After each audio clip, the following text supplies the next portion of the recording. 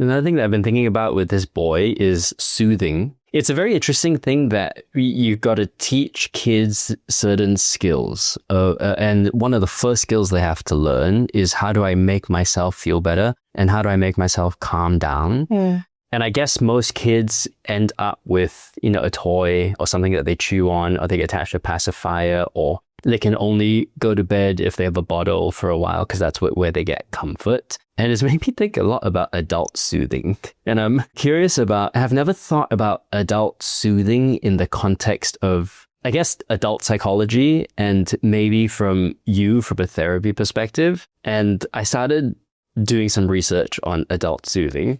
And it ended up not really going anywhere, but I found... Did it get weird? It got weird very quick, and then I forgot what I was doing. And then I started reading about adult pacifiers. Have you heard of this? No. Apparently it's a thing that's becoming popular now. Let me read. Adult pacifiers are enlarged oral fixation devices designed to fit adult mouths. Marketed as a tool for stress relief, anxiety management, and sleep improvement, they range in price from $10 to $70 on all the online platforms. I'm not that surprised. And so I guess a few things. I'm curious about your thoughts on adult pacifiers and whether they're the same as your thoughts on pacifiers for babies.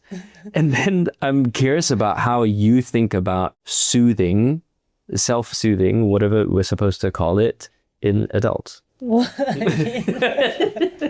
Firstly, I've never heard of an adult pacifier, but I Should we get some?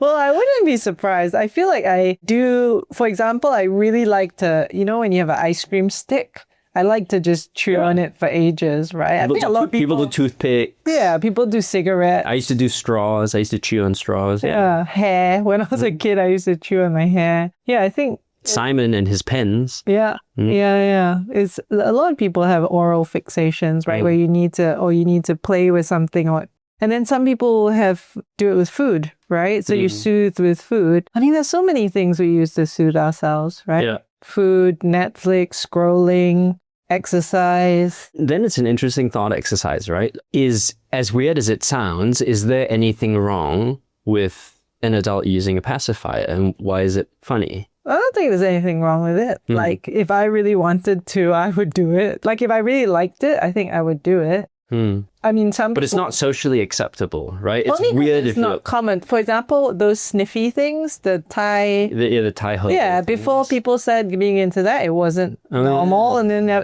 people started, and then you're like, okay. Yeah, people move from vaping to smelling dabby things. I think it's just trends, right? And then... So we should start the trend. Yeah, we can start the trend if you want. You can do a necklace version that you can just suck and just drop in. Yeah, I think it's fine. Like, I mean, okay, this is how I'd put it. It's okay to soothe in ways that don't hurt anyone else and hopefully don't hurt you either in the long run. And it's better to probably have more than one way of soothing yourself so that you don't go like really hard down one path, because if that one path gets taken away from you or is not accessible, then you're really like hard up, right? So if you have multiple ways of soothing, probably best. And if the way of soothing is something that you carry with you always inside, then best case scenario, right? What that made me think about, what I'm taking a note on now, is as you were talking about that, I realized I don't know the difference. I think there's a large gray area in my head about there's soothing, there's coping, there's, I guess, distraction. And it's hard for me to think about what is good for you and what is not. And I mean, is it really a good thing if a kid is really upset about something and learns to feel better by soothing himself with sweet food? It doesn't harm him in the moment. Yeah, it seems like a gray area, because even with the pacifier, everything in the world sucks. I don't know what's going on. I'm really angry. And instead of learning to deal with that, you go, I'm just going to chew on this pacifier for a while. Yeah. I feel there's moments where we need to use things to help us temporarily. And the important thing is that when you're in a calmer or better state, you actually go back and address it. Okay, then that's good, right? Because that's the adjustment that I think people need with all the soothing and coping habits that I think adults use. And I guess the better way to do it is to sort of teach your kids to do that from when they're young, right? So for example, for a kid like me, a lot of times I would get really angry about a situation. I can't really think clearly. And so a way to soothe, but really just a way to get it out, to get the negative energy out, I would go outside and I would like kick something and have shouts and run around and just be crazy.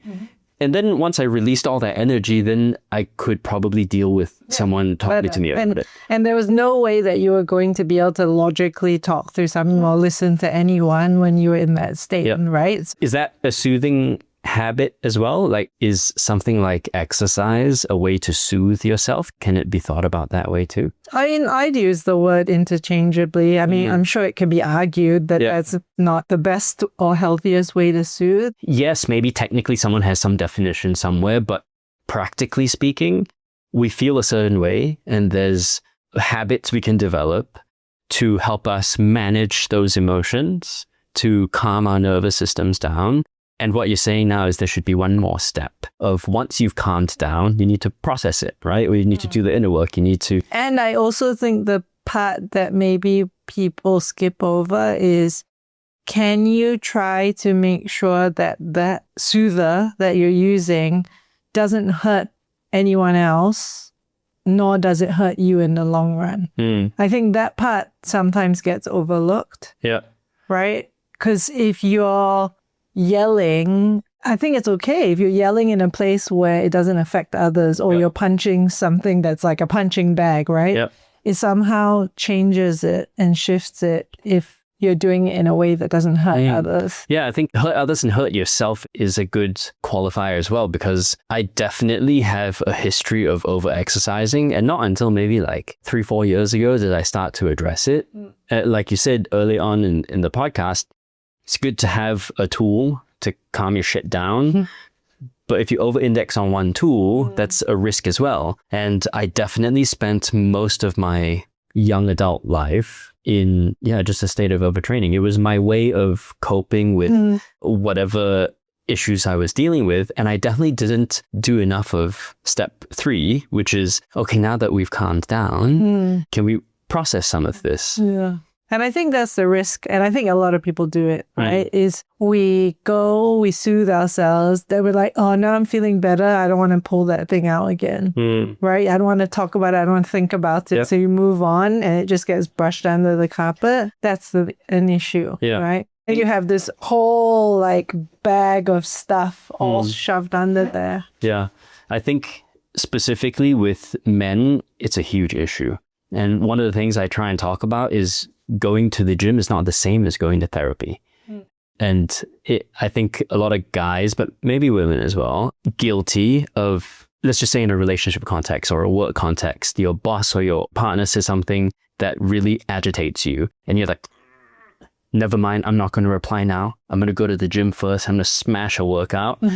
And it's healthy in a way because you've learned the pattern of, don't be the asshole now because you're going to regret it. So you like there's positive to it, right? And then you go and you destroy yourself at the gym and you have this little bit of euphoria, right? You get all the chemicals in your body that are helping you get over it and feel good. And while in that exhausted kind of semi-euphoric state, you go, it's okay lah. You get into a zone where you're like, it's okay, she didn't really mean anything by that. Or, it's just how she is, whatever, it's fine. I don't want to bring it up when I get home because if I do, then it's going to cause an argument. I'm just going to keep it to myself. And that is so insidious. But it's done from a good place. It's done from a place of, I'm trying not to cause conflict. I'm trying to learn to manage my emotions. They're halfway there, right? You're trying to learn to manage my emotions, and I'm trying to use something healthy versus going out and drinking. I'm going to go to the gym and get destroy myself that way, right? Yeah. But then, if that's what you end up doing to the point where you don't know how to bring things up that should be brought up, then that's really going to be tough, right? Yeah. Maybe the way people can think about it is, I don't need to bring it up in a way that's going to cause an explosion. And the way I like to put it to couples as well is, make the other person glad that they brought something up, right? Like it's okay if you feel angry or you feel upset with something they're saying. But if you explode and get crazy all up in their face, they're probably not going to want to say something again, right? Yeah. So if they're brave enough to say something to you that they know and you know is a difficult thing, then maybe just try and be like, okay, like a bit upset or like this is a bit hard for me, but I'm glad that you told me. It's a good thing. Let's work it through as best we can, right? So that the chances of you doing it again are higher. And you want that kind of relationship where you feel you have enough good, difficult conversations that you trust. It will be difficult, but it can go well. I find that in talking to a lot of the guys that I talk to, every guy has several examples with their current partner of, no, I've tried that already. And this is what happened, so I'm not doing it anymore. I've already tried, and this is how she reacts. Not giving the other person grace. Also, usually when you dig in, how it came out was so much was going on. It was so pent up that it was either their partner's, the first time that their partner saw them cry, or it came out in such an aggressive, overwhelming way where now I'm telling you like 10 years worth of stuff that's happened that's made me feel the way that I feel. And because something in the reaction wasn't what I imagined in my mind would be the ideal response for me, or sometimes not even the ideal response, but you say something that rubs against one of my sensitivities or insecurities and I go, can't deal with it. And then you go numb, you shut off, and you decide in your head that I'm not going to do that anymore. And I think what you said is super pertinent, because if you as a couple in a calm time have an agreement that, look, let's get on a path to work on some of our shit and let's lay some ground rules. Let's have one of the ground rules be, when this stuff comes up, it's not going to come up perfectly. We can adjust over time, and let's show each other some grace.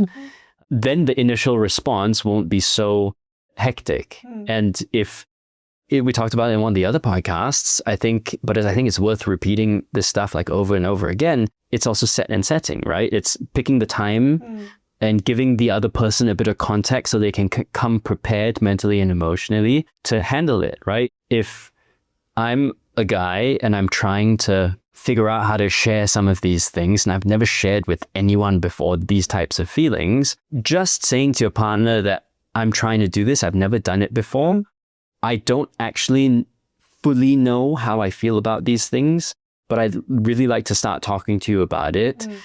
How about when we have date night on Friday, after that we can have a chat about it? Even if you just say that, then the other person comes with a lot more empathy for the situation and is ready to, I guess, roll with the punches of the whole thing. Yeah, I feel like having caveats or having disclaimers or setting it up right, like giving it a good frame is so important. It's like before you dive into whatever you want to say, you got to say, all right, I'm about to do something different, right? Like I haven't done this. Like you said, right? You explain how difficult this moment is, but that I really, and you got to highlight, I want to do this for our benefit, right? Like as long as that is in bold, I feel like if you keep returning to that, it's like hard for the other person to be mad about it, right? It's like, I want to do this because I think it's best for us, because I care about our relationship, because I want it to be better than I want us to be closer, more connected.